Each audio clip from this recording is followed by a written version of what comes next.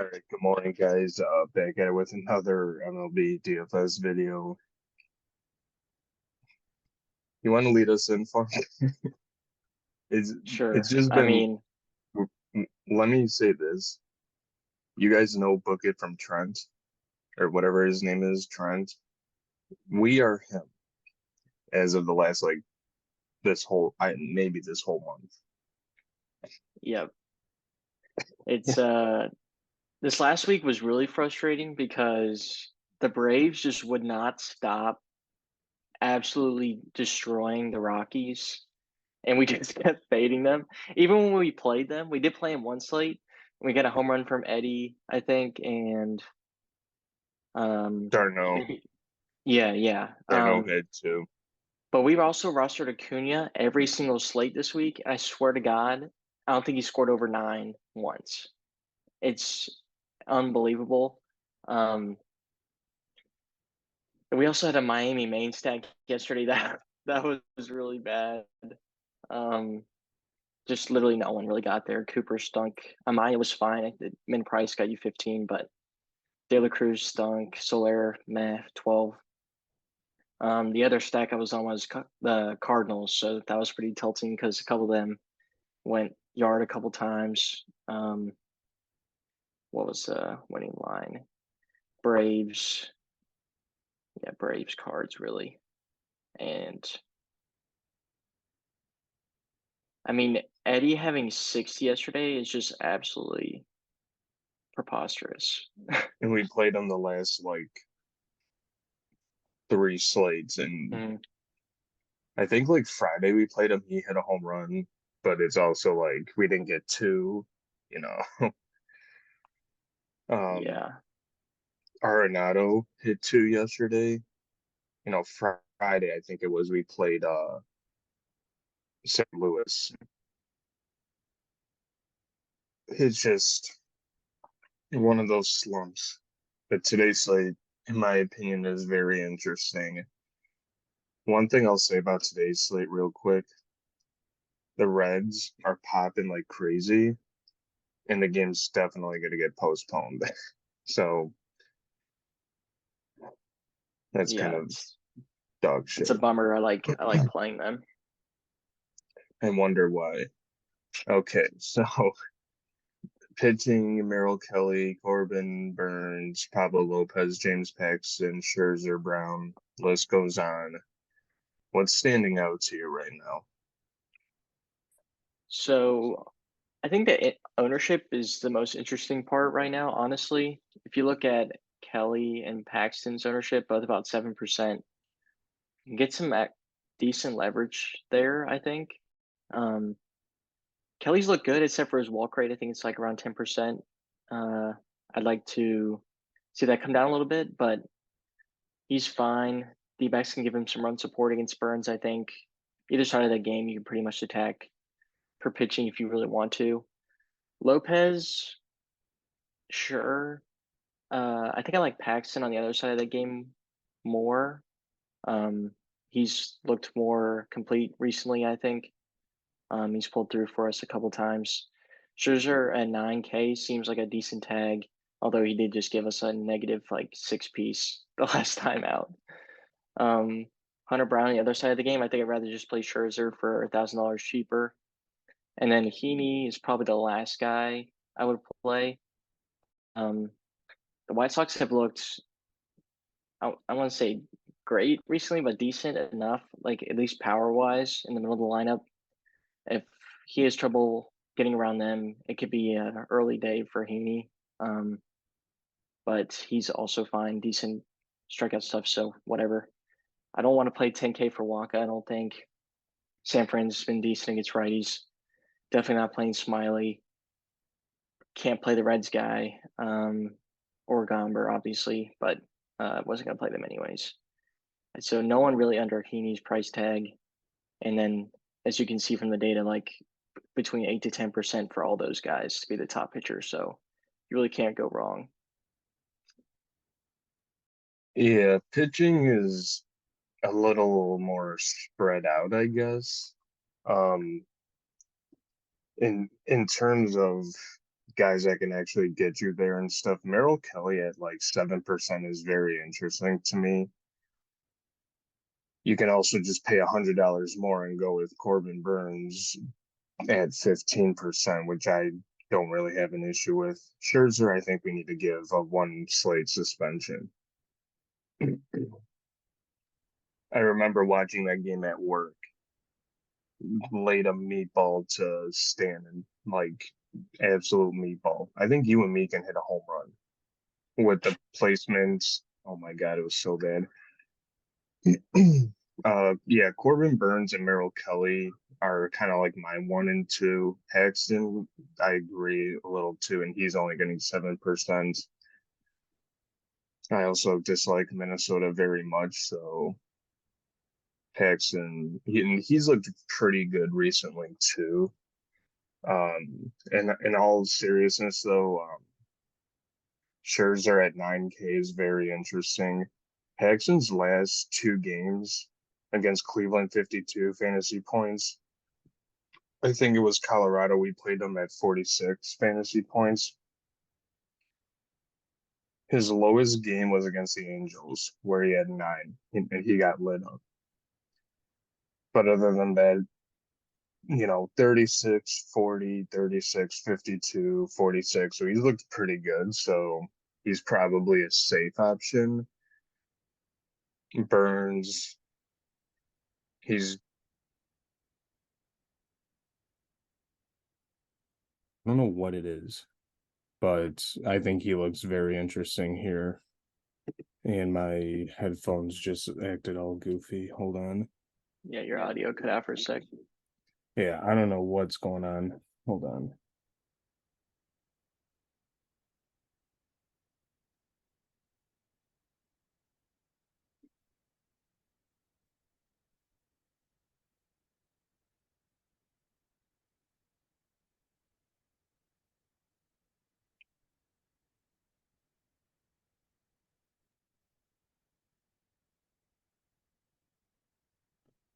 Are you serious? There we go.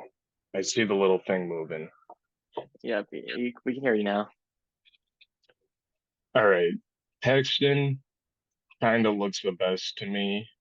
There's something about Merrill Kelly that I like, and I can't tell you why. I think it's because him and Paxton have the same ownership.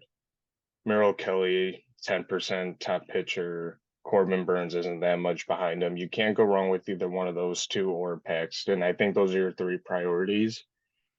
Scherzer, if you want to eat the chalk at 9K, go for it. Pablo Lopez, sure. He's been going pretty late in games too, the last few slates. So, I mean, I can definitely see that if he's not getting lit up by Boston, but that's pretty much it. Yeah, Waka, 10K, no thanks. Okay, stacks. This is where it gets interesting. San Diego, Cincy, you can probably just cross that out, sadly.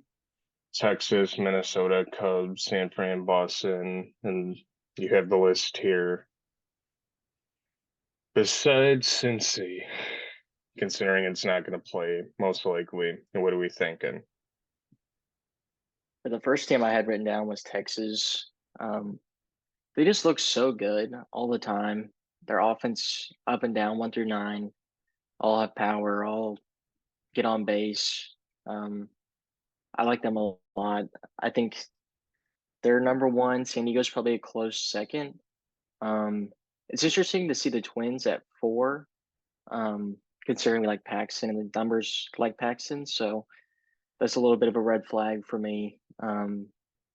In some way or another, I don't know. I have to look more into that, but I think either side of the Cubs Pittsburgh game might get a little slept on. I don't know why the numbers at Pittsburgh dead last. Um, it has them at a 3.7 run total in the tool, but I think it should be like low 4s because the over under is at 9 and they're like a slight underdog at like plus 120 or something. So it should be like 4.3 instead of 3.7. So I do like Pittsburgh's price tag. I was looking earlier at McCutcheon's at 3-1.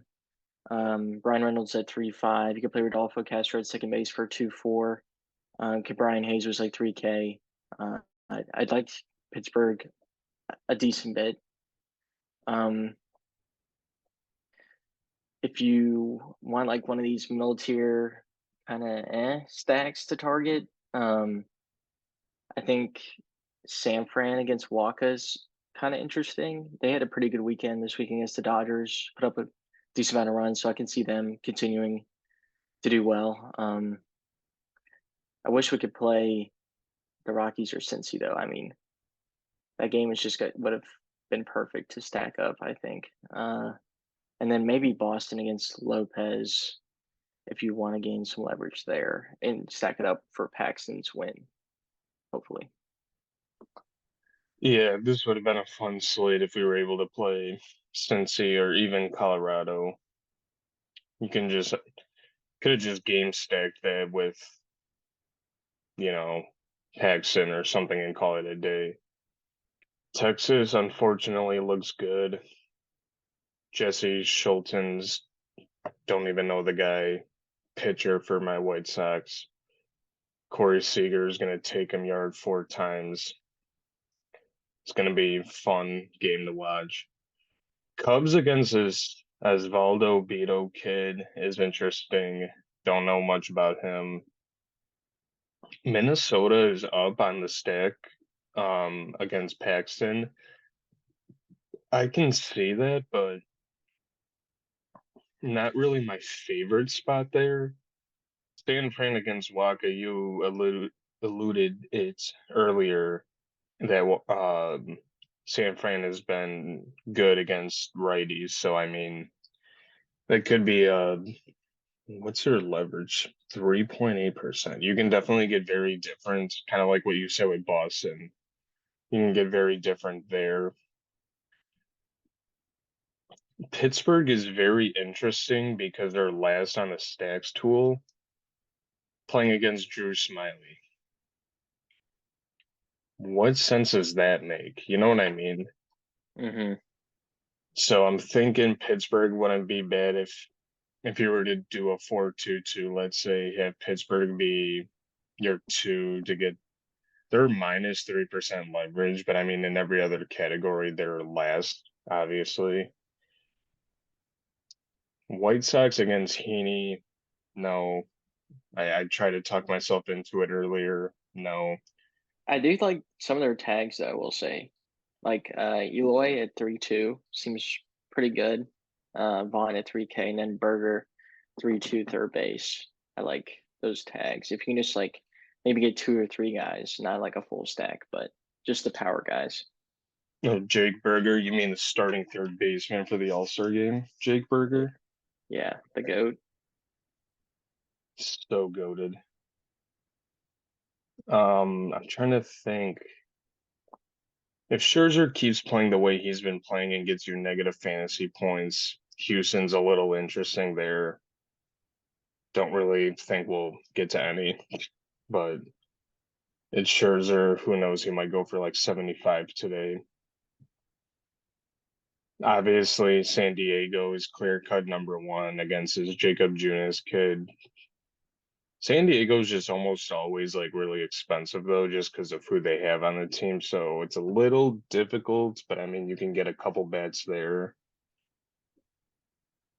Nothing else really stands out. Did Fanduel still make Machado like 2.8 and he's gonna be 40% owned? We'd take a look. 3.2. So they raised it a little bit. Still not enough. Dude, I don't 3.2 is know. You're like through my computer now. well, I can still hear you Any fine. better? I don't know Sure. what's going on. You want to do lineup generator first Yeah, that's or fine. home runs? All right. So MLB DFS lineup generator day whatever. Fanduel. What are we thinking? Earlier was with the 4-3-1, but let's go all stack types for now. and then we can just lock pitcher if you want. I feel like you and me are in agreement on Paxton. Yeah, we can start with him, see where it goes. Oh, of course. We should have canceled out the Reds or something. All right, that's better. Oh my God. Great, Milwaukee, so fun. They are damn cheap though. They are. I like the Cubbies. Tauchman's been hitting the ball well the last week. South He was getting side. roasted on Twitter. I think maybe he saw it and now he's just hitting well. Yeah, he had his first home run yesterday, first pitch of the game. Yeah, of course, there's some Rockies there. This one intrigues me a little bit. Carpenter, Cronenworth, Manny, some Cubs. I don't see the Padres being that low owned. There's definitely something up. I think it's just because the tool is going to have Reds and Rockies ownership in there for now, while it's just going to continue to go down throughout the day because it's not going to play. Morel, 9%. Back at the 3,600. I remember playing him at min price and he hit a home run for us. Yeah, you can also just use this to like get an idea of who to stack or players you like or whatever. Oh, this one is actually kind of nice. There's got to be something up with like all this like ownership. There's definitely something up right now, but you want to get to home runs? Lead us off. Sure. So I'm going to start with the Pirate. Going to go McCutcheon. Like him in this spot against Smiley. Then I'm going to go Kyle Tucker off Scherzer because I'm sure he's going to give up one. And then Rowdy Tellez from Milwaukee. He's got to be due at some point. I'm gonna go with a Pirate as well in Brian Reynolds. I'm gonna go Corey Seager and then Paul Goldschmidt. Lots of power there. Should just about do it. Any final thoughts? Anything we miss? No, just appreciate anyone that's made it to this part of the video. Sorry for the technical difficulties, and make sure to check out our lineup about 10 minutes before lock. Maybe earlier, we'll see. Make sure to check out Stochastic's tools in our description for all the data you need, and then like and subscribe if you haven't already.